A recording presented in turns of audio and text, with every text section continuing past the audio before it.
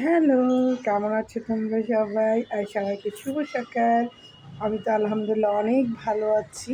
আর আমার চোখটাও মাশাআল্লাহ অনেকটাই লাল কমে গেছে, ব্যথাও কমে গেছে। তো আর সকাল সকাল বারান্দায় দেখো ভিউটা।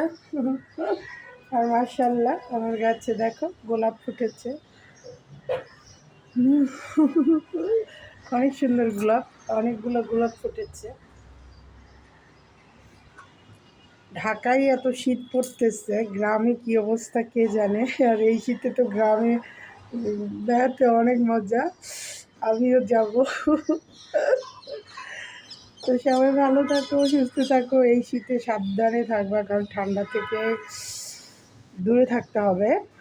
একবার যদি ঠান্ডা লেগে যায় তাহলে তো পুরো শীতেই চলে যাবে, তোমার ঠান্ডা সারবে না, কারণ আমার গত বছর এমন হয়েছিল।